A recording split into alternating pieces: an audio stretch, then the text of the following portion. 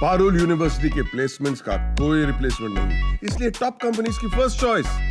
आप तो समझ ही गए होंगे। Join Parul university, Vadodara, Gujarat. नमाज है वो अपने आप ही सहमत हुए हैं कि 15-20 मिनट आधा घंटा देरी से यदि उनकी इच्छा हुई तो वो करेंगे। हम होली भी अच्छे से मनाएंगे और जो रमजान है वो भी अच्छे से मनेगा। किसी भी प्रकार की अशांति फैलाने का प्रयास किया तो उसको बख्शा नहीं जाएगा।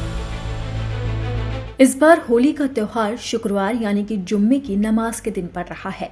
इसे लेकर सीईओ अनुज चौधरी ने बड़ा बयान दिया था, जिसके बाद से हंगामा बरपा हुआ है। तमाम विपक्षी दल संभल सीईओ के बयान को लेकर बीजेपी को घेर रही हैं।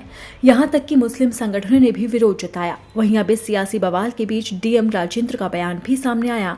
उन्होंने भी होली और नमाज के एक ही दिन पढ़ने पर बड़ा बयान दिया है। तो होली पर कैसे होगी नमाज, क्या है यूपी पुलिस की तैयारी, इसे लेकर डीएम राजेंद्र ने क्या जानकारी दी है वो सुनते हैं।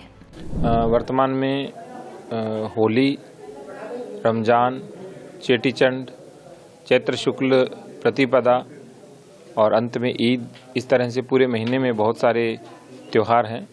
इसी के अंतर्गत सभी जगह सेक्टर मजिस्ट्रेट तैनात किए गए हैं। कुल 29 सेक्टर बनाए गए हैं, 6 जोन बनाए गए हैं और जो 3 लेयर सिक्योरिटी सिस्टम है वो भी लगाया गया है, ताकि किसी भी प्रकार का कोई भी न्यूसेंस या कोई समस्या उत्पन्न न हो, अशांति उत्पन्न न हो।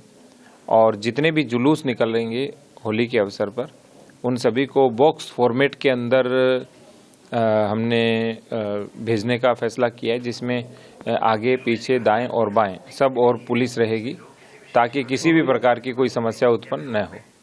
सर, देखा जाए कि ड्रोन से, सीसीटीवी कैमरों से भी इनकी सबकी निगरानी की जाएगी। सीसीटीवी कैमरा पहले से बहुत अधिक लगाए गए हैं और एक सीसीटीवी कैमरा और विद वॉइस रिकॉर्डिंग का पूरा जाल बिछाया जा रहा है पूरे शहर में, ताकि जो सेफ सिटी प्रोजेक्ट है और जो ऑपरेशन त्रिनेत्र है उसके अंतर्गत आम जनमानस को सुरक्षा दी जा सके। और इसके साथ साथ ड्रोन के माध्यम से भी निगरानी की जा रही है, ताकि किसी प्रकार की कोई भी समस्या उत्पन्न हो उसका पहले से पता चल सके। क्या सर उपद्रवियों के लिए कुछ खास प्लान तैयार किया गया है, जिस तरह से उपद्रवी सामने आते हैं? जो उपद्रवी हैं आधे से ज़्यादा तो जेल में हैं अभी, जिन्होंने उपद्रव उस समय किया था। जो जेल में नहीं है उनकी तलाश जारी है, वो यहाँ नहीं है। और हमने पीस कमेटी की बैठक के माध्यम से भी सभी को कहा है कि जीरो टॉलरेंस की पॉलिसी के साथ हम चलेंगे।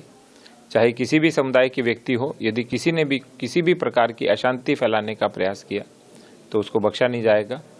और जो सौहार्द फैलाने वाले लोग हैं, सौहार्द का संदेश देने वाले लोग हैं, वो आगे रहेंगे सबसे, ताकि एक शांति का, सुरक्षा का, समन्वय और सौहार्द का संदेश संभल की ओर से चहुं ओर जाए। सर, होली जो है वो रंग जो है वो जुम्मे के दिन होगा, शुक्रवार के दिन होगा। क्या सर नमाज का भी कोई समय तय किया गया है? दोनों समुदायों को एक साथ बैठाया गया और दोनों ने ये तय किया है कि थोड़ी देर जो नमाज है वो अपने आप ही सहमत हुए हैं कि 15-20 मिनट आधा घंटा देरी से यदि उनकी इच्छा हुई तो वो करेंगे। लेकिन सबसे बड़ी बात है, इस बार सब लोगों ने मिलजुल कर कहा है कि हम होली भी अच्छे से मनाएंगे और जो रमजान है वो भी अच्छे से मनेगा। आपको बता दें कि अनुज चौधरी ने कहा था कि जुम्मा साल में 52 बार आता है, जबकि होली साल में एक ही बार आती है। अगर मुस्लिम समुदाय के लोग ये मानते हैं कि होली के रंगों से उनका धर्म भ्रष्ट हो जाएगा, तो वो उस दिन घर से बाहर ना निकले। अगर होली पर कोई उपद्रवी गलत कार्य करता हुआ पाया गया तो उसे बख्शा नहीं जाएगा। संभल में हम शांति व्यवस्था को बिगड़ने नहीं देंगे। अब उनके इसी बयान को लेकर सियासी बवाल मचा हुआ है, लेकिन इस बीच डीएम राजेंद्र का बयान भी सामने आ गया। उन्होंने पूरी जानकारी दी है कि संभल के अंदर होली वाले दिन जुम्मे की नमाज किस तरह से अदा की जाएगी।